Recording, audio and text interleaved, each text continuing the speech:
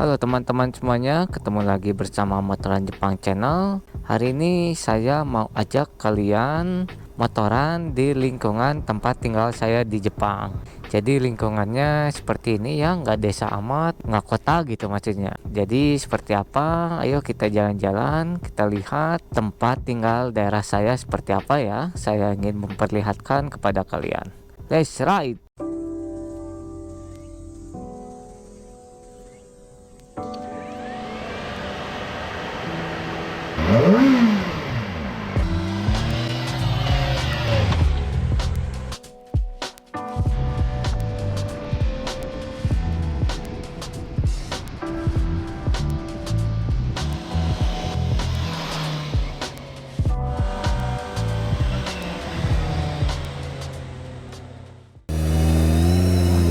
Jadi daerah tempat tinggal saya itu nggak sulit ya.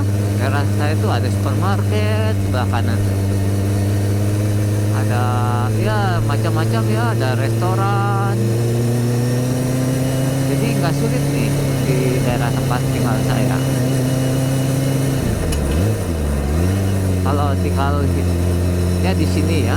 Jadi tapi masalah kontrakan atau tempat tinggal ya lumayan agak mahal kalau daerah tempatnya seperti ini. Beda kalau kayak di desa ya. Kalau di desa itu kan jauh kemana-mana, jadi otomatis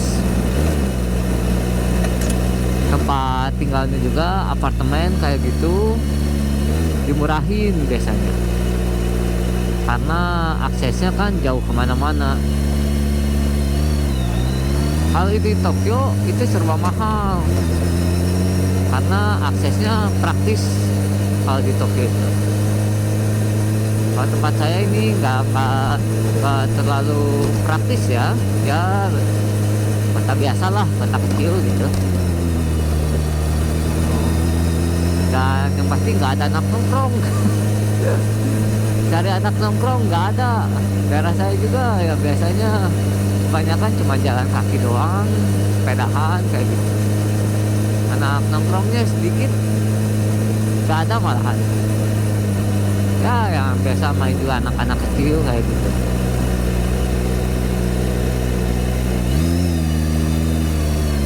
Terus, nah jalanan kotanya seperti ini ya, jalanan besarnya. Jadi jalanannya tipis, apa ya, bukan tipis, sempit gitu, nggak lebar, nggak kecil amat gitu. Jalanannya kayak begini.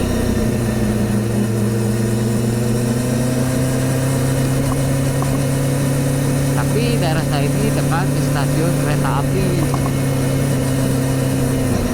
Jadi kalau misalkan mau pakai kereta juga nggak sulit ya di daerah tempat saya ini. Jadi kereta di Jepang itu terhubungnya emang bener-bener bagus ya, kemana-mana gitu terhubungnya tuh. Mau sampai ke laut gitu ya, sampai ke gunung juga kereta di Jepang itu nyambung terus. Kadang nggak ganti gerbong juga ya, nggak ganti stasiun juga, di situ masih disambung-sambungin bisa gitu kalau di Jepang tuh. Beda sama ya di negara lain gitu ya. Jepang itu emang kereta kayaknya nomor satu untuk transportasi. Nah daerah saya ini juga kalau masalah cari kerjaan juga nggak sulit ya. Kayak kerja sampingan, misalkan kayak kerja yang tengah hari, kerja di ini ya, supermarket.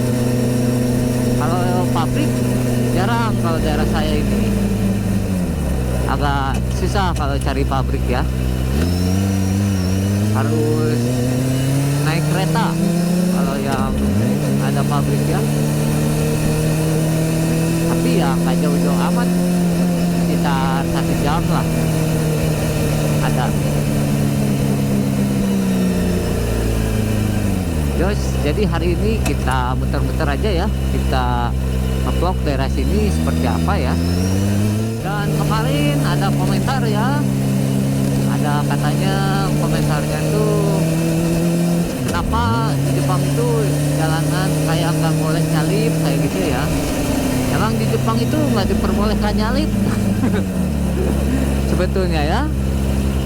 Jadi kalau jalan-jalan kecil kayak gini nggak boleh disalip ya. Apalagi kalau di sebelah kanannya ada garis kuning, itu bener-bener nggak boleh nyalip banget ya. Dan emang orang Jepang itu budayanya nggak nyalip gitu ya. Antri aja juga mereka bisa sabar. Itulah bagusnya orang Jepang ya, kepribadiannya bagus, bisa bersabar gitu. Kalau daerah sini perumahan kecil ya. Jadi enak banget nih daerah sini kalau motoran. Jalanannya ya kayak gini. Tuh. Kecil gitu ya.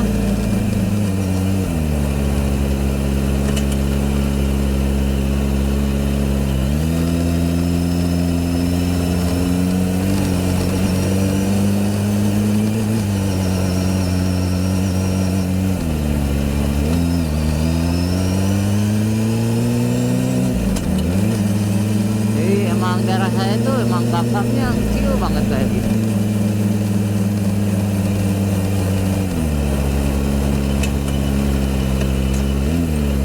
Apalagi kalau di Tokyo ya, di Tokyo itu jalanan lebih sempit biasanya kalau di Tokyo tuh.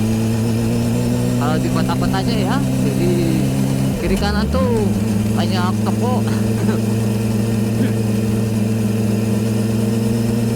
Dan kalau punya rumah di Tokyo itu benar-benar anugerah ya, karena rumahnya juga bisa dipakai usaha kayak bikin restoran atau jual apapun ya. Nanti saya juga mau nge-vlog ke Tokyo, kita berakabrik Tokyo.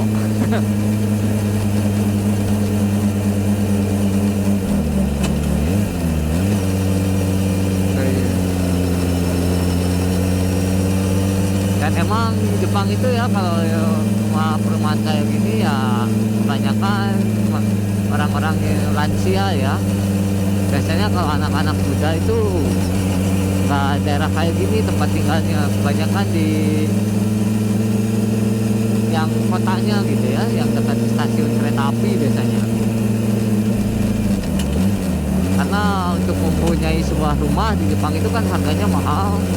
Dan anak-anak muda Jepang juga nggak banyak yang bisa beli rumah gitu ya di umur mudanya gitu. Jadi mereka kebanyakan juga tinggalnya di apartemen kayak gitu ya.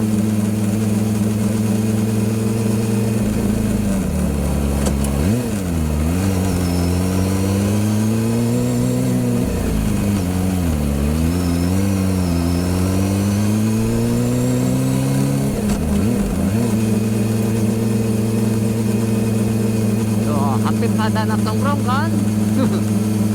Anak nongkrong tidak ada. Orang Jepang tuh biarpun hari libur atau hari biasa itu jarang menampilkan diri ya, karena emang orang Jepang itu benar-benar menjaga privasi.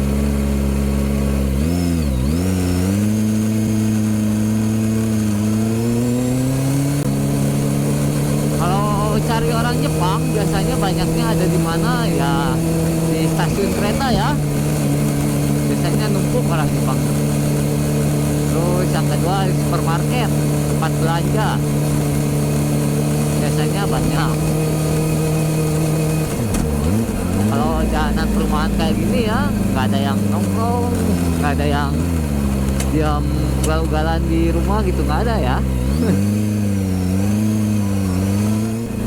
Dan jalanan gini harus hati-hati, biasanya sepeda itu pada kenceng, jadi harus benar-benar lihat kiri kanan ya, rawan tabrakan ini kalau jalanan kecil kayak gini. Karena sepeda itu kan suaranya nggak terlalu kedengar ya, apalagi kalau malam. Kalau motor ya kedengeran sih kalau knalpot yang agak berisik ya. Tapi kalau knalpot standar ya tak kedengeran juga sih. Dan hari ini saya mau ke toko motor lagi ya, seperti biasa ya. Yang kemarin kan di video kemarin ada toko motor yang namanya Ricolando. Nah sekarang saya mau ke toko motornya di Rika. Ini juga lumayan terkenal. Dan mohon maaf juga ya, di toko ini juga nggak diperkenankan membuat video. Jadi ya nggak bisa ambil video. Jadi tolong dimaklumi ya, karena akhir-akhir ini di Jepang masalah video-video itu agak, kalau nggak minta izin dulu kadang-kadang nggak diperbolehkan. Jadi harus saling menghargai ya, biar aman kita motorannya. Apalagi kan saya orang asing, lebih gampang dikenali kalau misalkan buat kekacauan di Jepang. Dan di depan adalah tokonya ya, di sebelah kiri nih, bentar lagi. Nah di sini juga menyediakan jasa servis, ganti ban dan segala macam. Dan sekalian ya lihat ya, ini banyak banget motornya. Jualan juga motornya di sini.